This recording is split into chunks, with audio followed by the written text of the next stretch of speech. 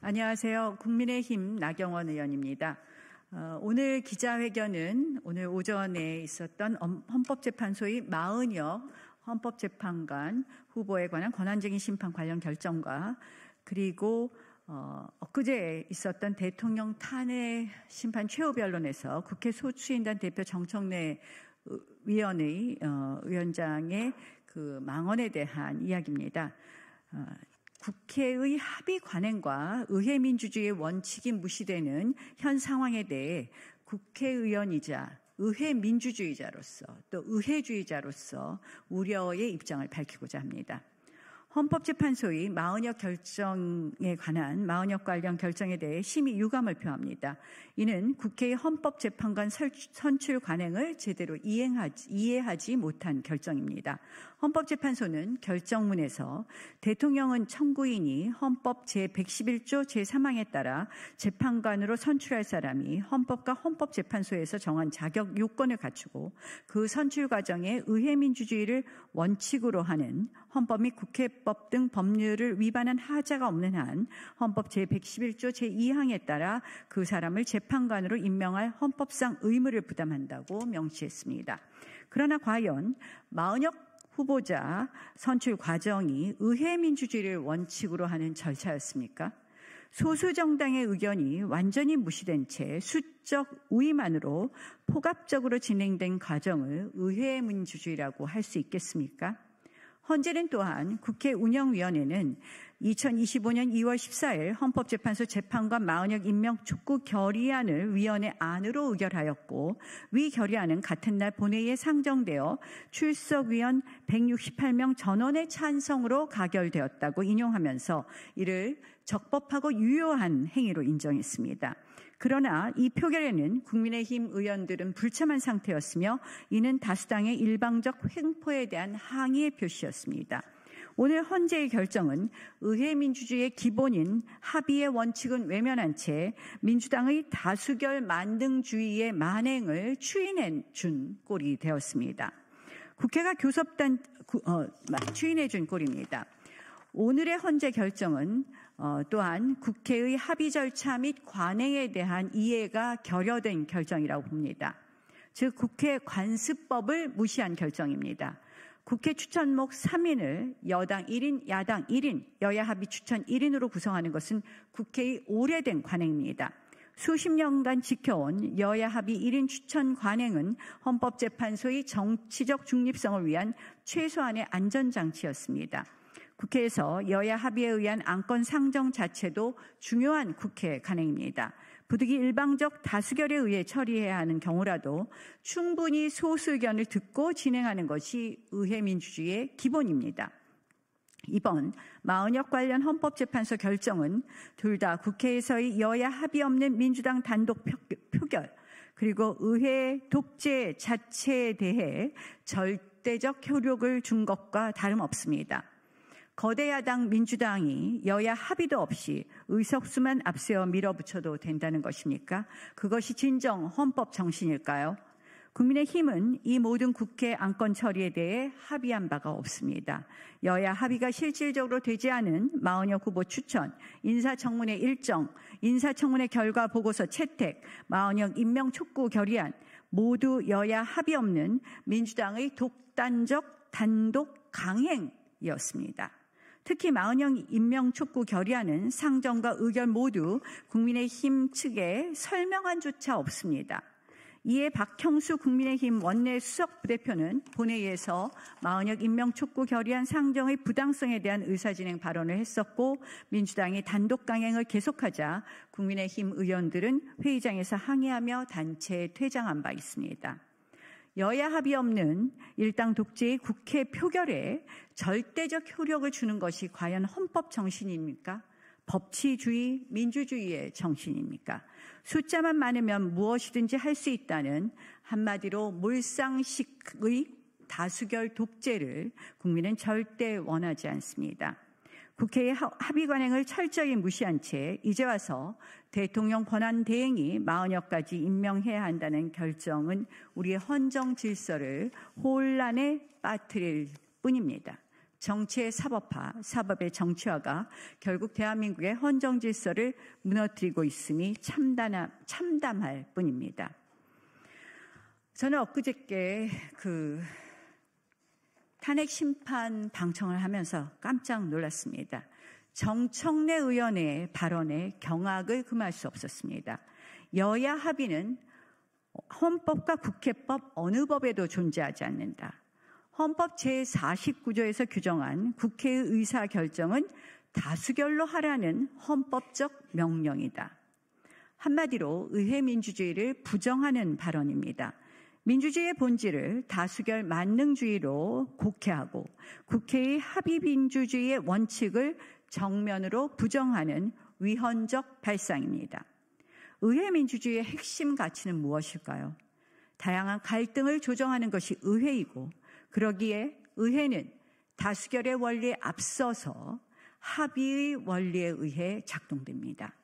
17대 제가 국회의원 초선 시절에 선배 의원께 질문했습니다.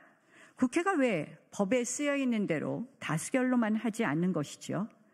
돌아온 답은 국회는 여야 합의가 국회법과의 규정에 앞선다는 것이었습니다.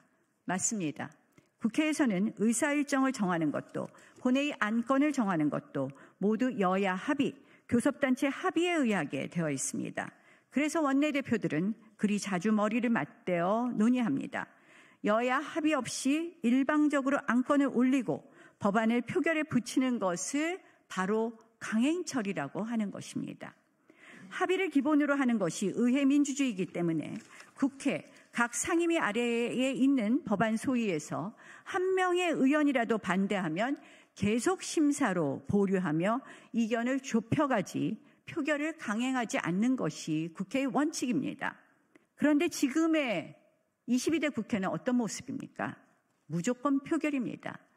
22대 국회 시작 8개월 만에 상임위 소위 합쳐서 113건의 법안을 반대 의견이 있음에도 상임위와 소위에서 표결로 처리했습니다. 19대 국회는 4년 동안 10건, 20대 국회는 7건에 불과했는데 말입니다. 이 추세라면 22대 국회는 4년 임기 동안 500여 건 이상을 여야 합의 없이 거대 야당이 단독 강행 처리할 것으로 추산할 수 있습니다. 왜 이것이 가능해졌을까요? 국회의장, 법사위원장을 모두 야당이 독식하고 있기 때문입니다. 의장, 법사위원장을 여야의 각각 안배의 원구성을 협상하는 것은 오랜 국회의 관행입니다.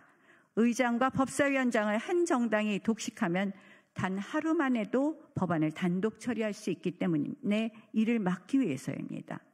그러나 21대 국회에서 민주당은 여야 원구성 협상이 종료되지 않은 채로 단 7일 만에 국회의장을 단독 선출하면서 국회를 단독 개원했습니다. 여당이 야당 없이 단독으로 국회를 개원한 것은 민주화 이전인 1967년 7대 국회에 이어 헌정사상 두 번째 일입니다. 이후 47일 만에 민주당은 단독 강행 처리로 법사위를 비롯한 모든 상임위를 독식했습니다.